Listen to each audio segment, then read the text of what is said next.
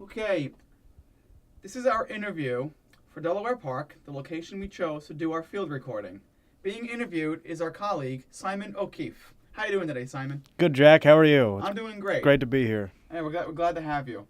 Okay, the first question, is you've been up upstate now for 4 years. 4 right? years. So when was the first time you recall going to Delaware Park to explore the great outdoor nature? The first time I went to Delaware Park was to read a book. I read a book about buffalo and the electricity that came from buffalo and the water from the river and the children. Really? Do you remember who wrote this book? Some woman. Yeah? Yeah. Why did you choose the park to read at? Fuck. Damn. This is going to be impossible. Okay, this is the interview that we're doing for our Delaware Park field recording assignment, all right, our live audio assignment. We are interviewing a colleague of ours named Simon O'Keefe, and he'll be the guy for our interview. So how you doing today, Simon? Good, Mr. Petrillo. How are you? I'm very good. We're glad to have you. What the fuck is that sound? Are you still rolling? This is it. All right. Hello, this is the interview of Jack Petrillo and Jake Plumeri for our field recording assignments about Delaware Park, the location we chose to get our field recording samples. We are interviewing our colleague today, Simon O'Keefe. How you doing today, Simon? Good, Jack. How are you? I'm doing great. We're really happy to have you. It's good to be here. All right, great. So, Delaware Park is the subject of this interview. Oh, I love it. Okay, so the first question is, we've been at Buffalo for 4 years now, so when was the first time you recall going to Delaware Park? First time I went to Delaware Park, I got down there and I crossed the old bridge that crosses Old Hoyt Lake. And I saw the giant naked man, the big statue, the big white statue. I think it's a statue by Michelangelo, if I'm not mistaken. Yeah? Now, when you first, what made you go there, though? You heard of it, you see it around, or did you just think it'd be a great place to go and relax? I wanted to see the statue. Yeah? Yes. Big white, naked man on the hillside. But I also wanted to read a book in the park. Do you recall what the book was you were reading? Yes, it was called City of Light by this woman. And it was about the river and the electricity and the children. Yeah? And why did you have to read this book? It was for a Foundations of Inquiry class, which they took out because they found it too conspiracy-driven. And you know how Buff State's trying to get all private and university-esque now. Well, we can't learn about that stuff anymore. We can't learn about Lincoln's assassination. We can't learn about Kennedy's assassination because it's a conspiracy. Well, that's very insightful and interesting thoughts. Okay, so back to Delaware Park, though. So now we've addressed how you first got there and, how you first heard about it and why you first went there. Now we're going to ask more about the park itself. Oh. When you're actually there, what about it inspires your thought process, your creative drive? Well, there's a big old weeping willow that stretches its hands in the water and the path and the children. And I like to sit under that tree and look at the lake as it blows in the wind and the people are in the canoes and I read my book and the children. Well, it's also very interesting and very inspiring, too. But back to the park now, so we understand now why you like going there, how you first heard about it.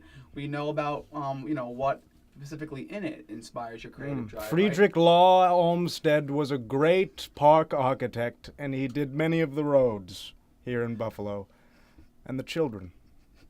Well, again, that's very insightful, too, and that's a very good nugget of knowledge there. So now that we understand, though, your favorite visceral image in the park, we want to know more about the audio part of it, like the sounds that the park produces. What sounds of it do you like? Because we're in a college campus, you can escape the campus, go nice part of nature. What specific sounds really trigger you to? Well, the sound of that old weeping willow as it brushes its arms against the street and the water and the children. And I like the sound of the cranes that fly in the air and land in front of me as I read my book and think about my art and the children. Very inspiring. Very inspiring indeed. Rolling. Well, that's very insightful of you and very interesting. Very good point you make about that. It's this grand imagery that comes from all those things, aspects of the park. So that really inspiring. I gotta get back there and listen to it in greater detail now. So now that we've addressed again the what made you first go there, what special visual parts of it that intrigue you, what the sound that gets you going to. Now when you're there, the actual feel of the scenery, the scenic feel, the layout, the atmosphere, The texture. yes, texture. How does that inspire you creatively? Well, it really doesn't. It's not the texture that inspires me. It's the great willow and the statue and the children. But the dirt and the rocks and the leaves. Well, A absolutely. bed of grass that I like to sit on and Absolutely. read my book. All right, we're fucking rolling. Let's do this shit. Oh fuck. Okay. Okay. Ooh. Rolling. Yes, we're So rolling. now that we've addressed the aspects of the park that inspire you, what first actually got you to the park, how you first heard about it, the imagery at the park that makes you think more creatively, the sounds of the park that really inspire you, and of course the visual, the feel of the park, the atmosphere, the texture, all very inspiring, very great insight that you're giving us there. Tell us more about, what aromas in the park. Do they kind of stimulate any neurons in your brain of any past memories? What aromas, what sense that the park gives you, has that really As I gets you walk going? through the park, there's an amalgamation of scents which erupt from the ground, the earth, and the water. But my particular nose is more interested in the culmination of trash and garbage that accumulates in the stagnant area of the water of Hoyt Lake. It's a true attribution to the nature of Buffalo and its MS-ridden nature. Well, again, that's very great point you make. It makes me think, interesting that we're drinking this water so close to campus. I feel at home. Well, yeah, that's a very great point you bring up. I mean, the social commentary there is very relevant. So I really appreciate that you're bringing that very touchy subject to light about the pollution in that lake. There's also an outhouse where an old man lives. Yeah, I have actually noticed. Yeah, I have actually noticed the outhouse where the old man lives. Have you ever met the man? Have you ever seen the man? Have you ever spoken to the man? Or just basically Once. What was that like? Well, I was walking in the park, reflecting upon my writing, thinking about the Michelangelo naked man statue, when he came up to me with his beard and said, "Would you like to come in?" I would really rather not go on with the story. Well, okay, out of respect, we don't have to keep hearing that. So now we have this bridge that goes over the Hoyt Lake at the outskirts of Delaware Park, Mm-hmm. right?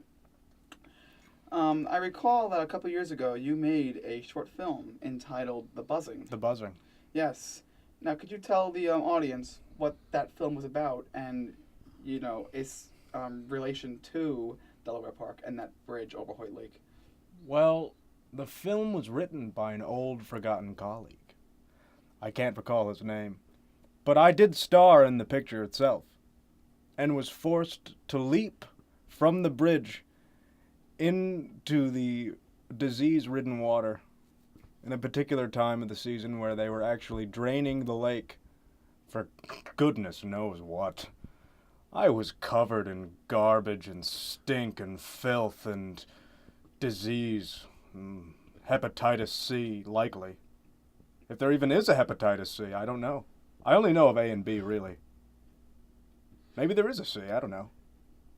Well, there was a first for everything. It was cold in the lake. Yeah. It was cold with the disease and the dirt.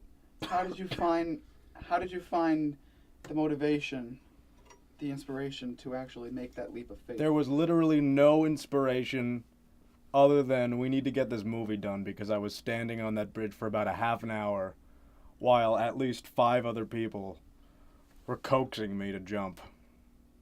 for the sake of the film. Can you describe to us the actual feeling of you in free fall from that bridge into White Lake? I was just really in the seconds, in the millisecond, as I was falling, I was just thinking, I better not land on a sharp, rusty piece of AIDS-ridden metal. And did you land on a rusty, sharpened piece of age-ridden metal? No, I didn't. Oh, that's good. That's encouraging. I was totally safe. Didn't even touch the bottom. Oh, so it wasn't that deep then, even though they were draining at that time. No, I expected to fall on something, break something bad to happen, but it never did. I received mono 3 years later. I wonder if that was the cause of it. Yeah, I mean, these viruses, they go dormant in your body. Could have happened, who knows? Mm-hmm. What other cinematic motion pictures have you, shot or starred in at Delaware Park? Cinematic motion pictures? Yes. Or motion pictures in general. Oh, okay. Thank you for broadening the subject. None.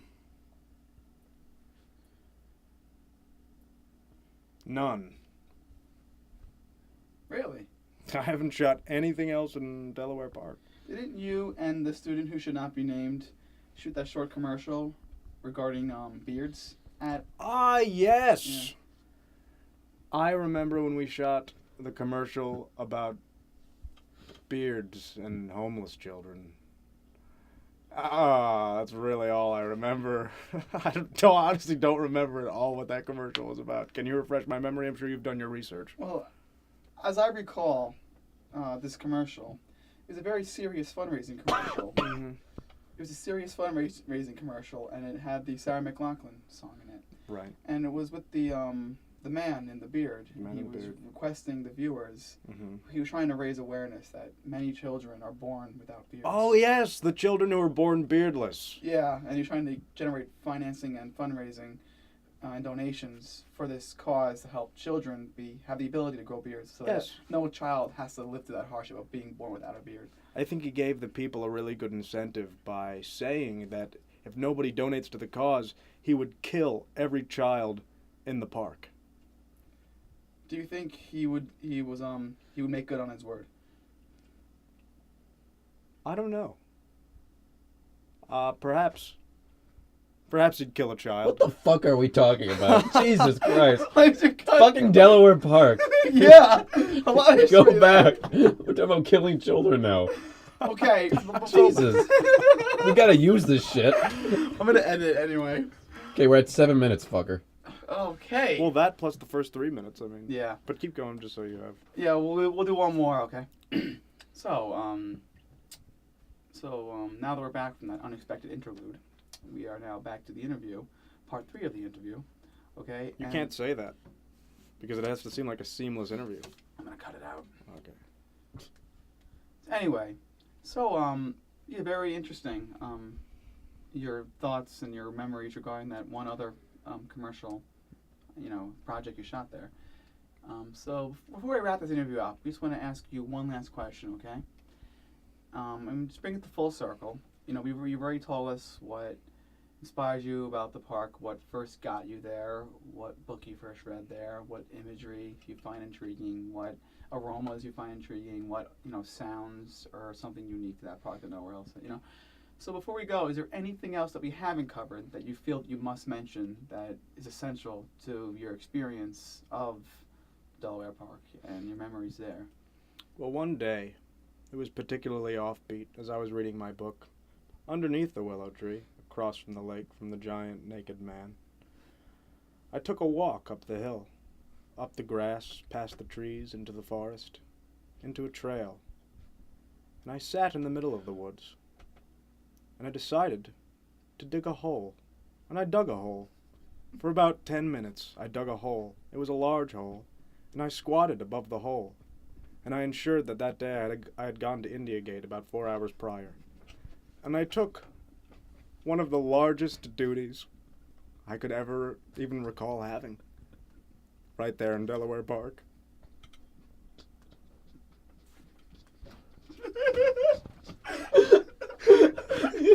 Use the fucking out. No, the old man was using it.